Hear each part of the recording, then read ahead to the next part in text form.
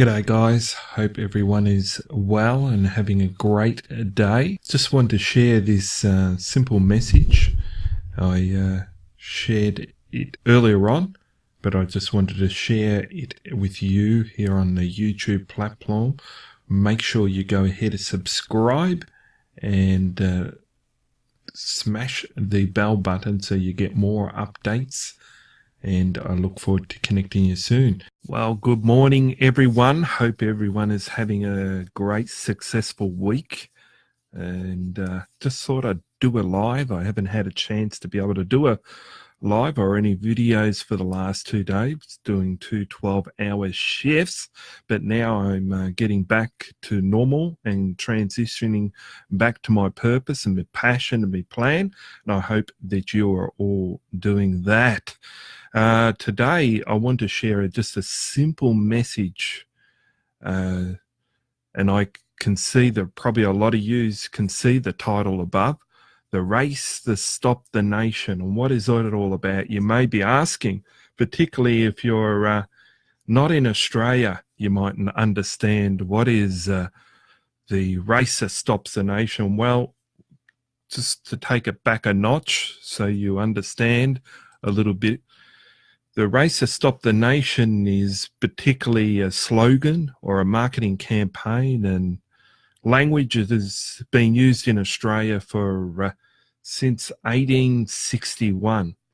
And that was when we're transitioning as a nation and building our culture and becoming independent from the Commonwealth system, we'll say. And so that race started to take off, and that was about horse racing. That's what it's about. And every year at this, yesterday, it was November, Tuesday, it's held at 3 p.m. And that is constant every year, apparently. I didn't know that. It's not something that I have followed. Why I share this, because way back when I was growing up, particularly in the 80s, showing my age now, 80s, around that period of time, particularly when I was building my foundation and growing into the world and everything, I had to, on a weekly basis, suffer the problematic problem that comes about from horse racing, but not just horse racing, but gambling in any facet.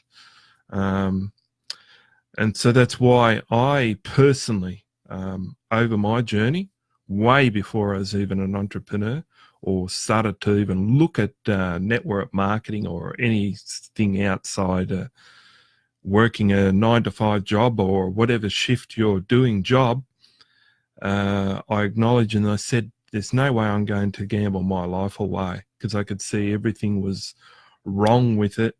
I couldn't see anything right with it. And till today, I still do not see what is right with it and what purpose it really serves. It serves a certain percentage of people, and it makes them very wealthy, particularly in the racing industry. Just focus on that for now. And at the same time, it causes many heartaches, many heartbreaks to many families, including myself. And as being the oldest person in my family, my mum was out working, and why my mum was out working, and then my dad had come home and get focused into the racing and all that. But anyway, those things are past. He has moved on from that. But my point is the foundation principles of what we're teaching our children. And if you have children, I'd encourage you to think wisely if that's the space that you're being around. And I purposely believe that it's not something that helps us to grow as a person. It's not something that helps us to reach our dreams and our goals and ambitions in life. I believe that it actually takes away and distracts us from really growing into what we are really about. it's a real lot of hype about it in Australia, and that's why they call it the nation, the race that stops the nation. And if you're in Australia, you would understand. And it's not something that I encourage. I know that I have to, when I'm particularly at work, even at work, they stop and this is the final part, is they actually stop us from working to sit down and watch the race. But, you know, I don't really watch it. I don't pay attention. I just do what the management want us to do, and that's sit down and watch the race for 10 minutes.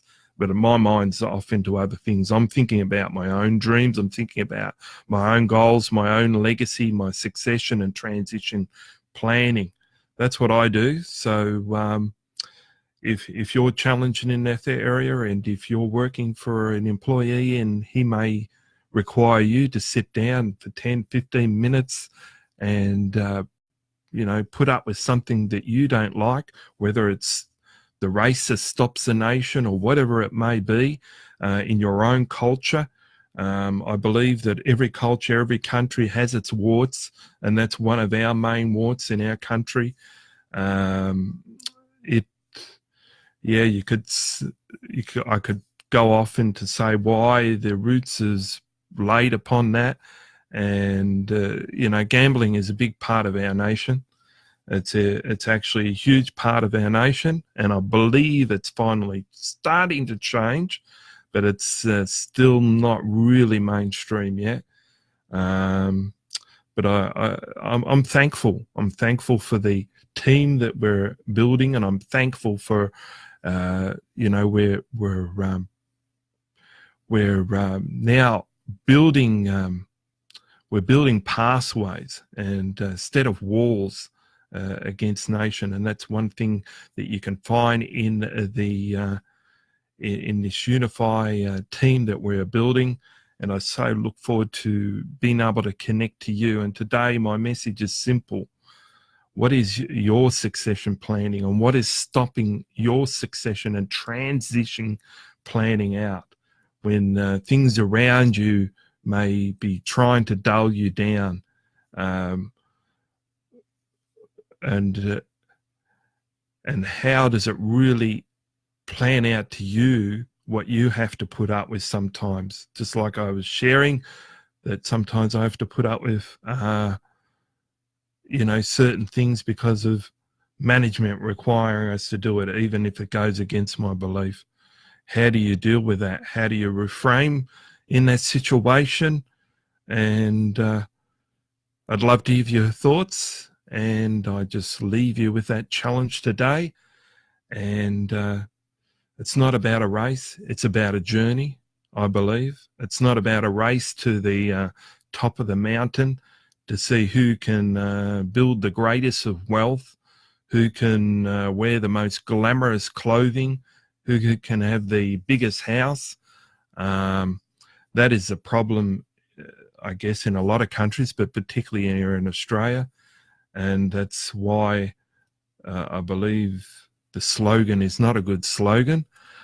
But that's my opinion. Your opinion may be different, but in my 20 years of entrepreneurial experience, I don't believe that it is of value and of significance to have that framing of trying to live two lives, to live your own life, not live the race of another person's life, or trying to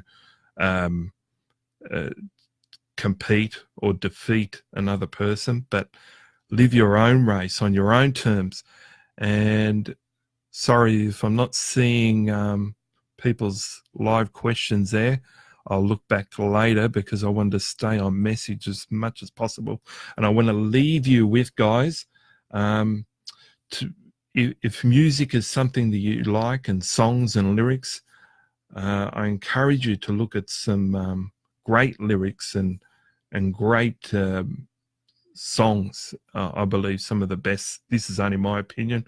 Obviously, I'm showing my age again, A lot of songs of significant value came out of the 80s and the 90s. And I want to leave you with Reach by Gloria Estefan. If you've heard of her, Reach by Gloria Estefan. Simply put on Spotify. I'm not going to say the lyrics. I'm not going to put the music on. Obviously, that's not right to do. If you're out of balance today, you know that you're out of key with yourself today, I encourage you to put on that song Reach by Gloria Estefan. It's a great song. You can even look up the lyrics at the same time, put on the Spotify app and listen to the song Gloria Estefan, and hope that is an encouragement, and we look forward to your comments down below. Now, sorry about this, guys. I've lost my window. Hello, Robin. Hello, Robin. Sorry, I didn't see your message there. Sorry, I was just trying to focus on key doing live and sharing what I wanted to share. But anyway, wish you well and have a great day, everyone, and take care.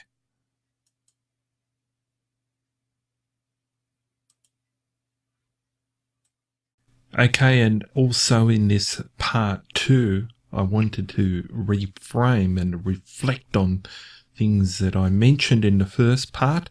So I'm now curiously diving deep, just like a cat does, just like Ivy Cat here does. We all need to curiously go deeper with our message and however we see and surround our environment as we grow in awareness. So we're going to dive in that now. We look forward to your comments, and here we go. Welcome back, guys. This is part 2. I wasn't going to do a part 2, but I just felt obligated from my heart to share some more as I was just having my morning coffee. Only organic and trade-free coffee, of course. And it's always good to be able to give back to communities all around the world, particularly in developing nations. Good morning and good afternoon, good evening to wherever you're coming from. Great to see we got 1 viewer, 2 viewers. Great to see you. Hope everyone is doing great. Now, going back to my original message about, hang on, just turn down the volume here a bit. Making sure that everything's clear. I think it's pretty clear here from what I can see on my end from the technology side of things. But anyway, guys, getting back to the race that stops a nation. And if you didn't watch the last broadcast, that's fine. You do not have to do that. That's entirely up to you. But what I basically wanted to share, I'll just bring it up. Okay, so the race that stops the nation, just to help reframe everything, and so you got an understanding of what I'm meaning here. It's about a horse racing race that takes place in Melbourne, Australia, which is in Victoria, Australia, a state on the southeast coast of Australia. And it all started in 1861. And it basically takes place on a Tuesday. Tuesday, November, they tell me, at 3 p.m. And a lot of workers, a lot of managers encourage their workers to stop for work, to watch that race for at least 10, 15 minutes maybe. And for whatever reason, whether it aligns to their core values or whether it doesn't, is not significant. But the thing is that's created out of the this huge horse race that's taking place in Australia. And it's internationally known, particularly if you're into the gambling type of way of trying to make money. If you're into that, or if you've been into that, you would understand it's one of the biggest horse racing events, one of the biggest international gambling events that rages in crowds from all parts of the world, and even horses come from international different backgrounds, from Ireland, and I think even America and whatnot. From my recall and my experience of growing up with my father back in those days, not now, but back in those days, he was into the horse racing. And I remember there was horses coming from Hong Kong, UK, Ireland, and even America, I think California, or maybe other parts of America too.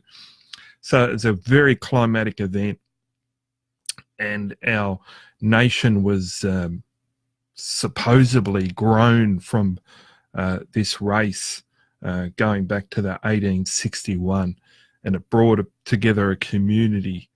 But the unfortunate part about this situation, and the unfortunate part about this system, very, very few actually get wealthy from it, if at all. Because of unfortunately, horses are break down and they have to get put down. A lot of money is invested in these horses and the whole entire ecosystem, wherever it may be, whether that's in Australia, or wherever else they're having horse races. It's all very similar, but my particular focus is on the Melbourne Cup. And so it's created a huge economical system in Australia. All politicians, a lot of business, big corporations, all back it, all support it. Overall, support the horse racing industry and the wealth and the economics it supposedly create. I don't know if you really looked at the numbers, how many people really become wealthy from it. I would say off the top of my head, and from what I see, there's a lot of heartbreak. There's a lot of families that go without because of this type of events taking place.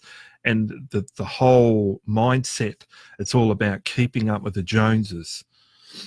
Whether you're growing a family or whether you're just a single person, as a single person, it's about keeping up with the other person by having all the nice dresses and all the nice fancy suits and the best events and going in the best way into the logistics. So a lot of people will spend crazy money, example, hiring private choppers and, to impress their friends.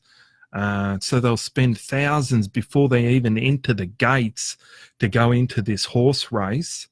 They'll spend literally thousands on suits, dresses, obviously depending on whether they're female or male. They'll spend hours on their haircuts, thousands on that, and hours, of course, and all the cosmetic wares to make themselves how they want to look fancy on that day. And they'll hire private choppers, hire private cars, and everything to lead into this big horse race to put on a big impression. But most of all, and probably 95% the time, it's all false, and it's just a living a false economy of what, they'll go back to the work the next day and probably down. A lot of them would be down $5,000 to $10,000, and that's not including the amount they are lost on the gambling event because of creating this big impression to try to keep up with the race or to try to keep up with the Joneses. And this gets to the great part, guys. Now, if you're sick to death of that system, you're sick to death of that lifestyle, you grew up in that type of lifestyle like myself, lived it throughout your teenage years, and you got sick of, whether it was on both sides of your family, your mum or your dad, or just your dad, or whatever it may have been. It might have been an uncle or grandpa, and you got sick of that type of lifestyle because you lacked a lot of quality time with that loved one that you still love, and but you've really become a hater of this type of mess. This is a great thing about what Robin and Mike and the rest of the team have put together here at Unify. The Profit platform is a wonderful system. ecosystem, not because of all the tools and the technology, but the most important part of the technology is you and what you bring and what everyone brings.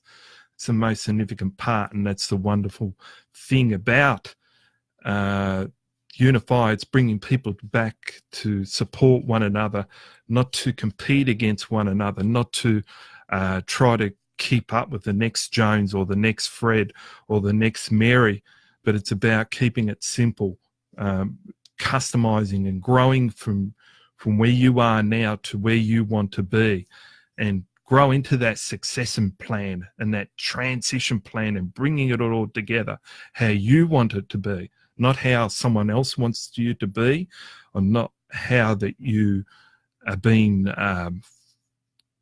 forced into because of how you're being brought up, but how you really want to transition in this world and what you want to bring into this world to bring a wonderful legacy all together. And that's the remarkable thing I can to say, and sharing from my heart, that what the Prophet platform is bringing together in a nutshell.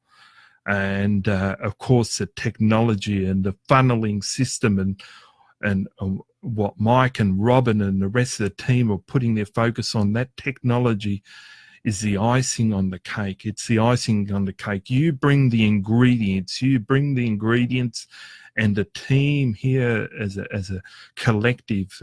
I'm seeing so many people rising up and reaching their goals and reaching their dreams.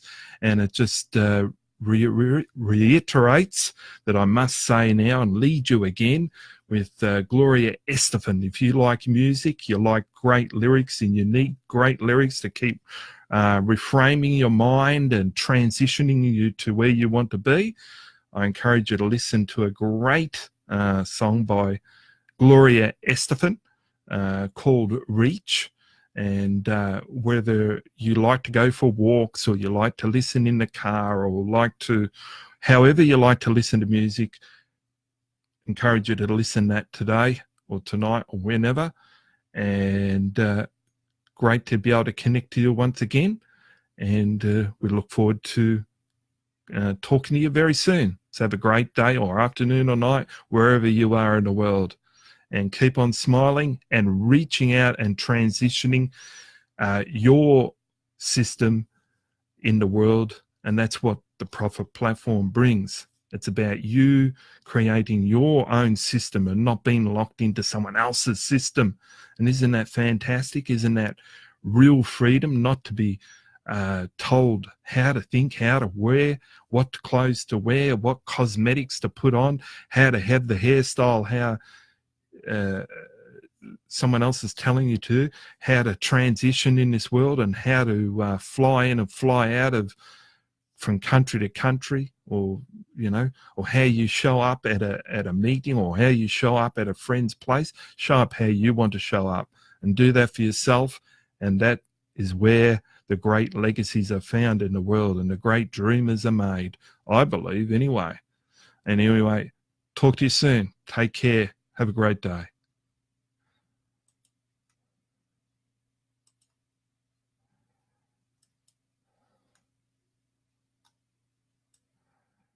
Okay, guys, hopefully that brings some clarification around what I wanted to share. I would look forward to hearing your comments and feedback, and how that applies to your life in curious ways and the way you want to grow. Please make sure you leave a comment below, and go ahead and subscribe right now, and also hit the bell there so you can get updates and we can connect more with you.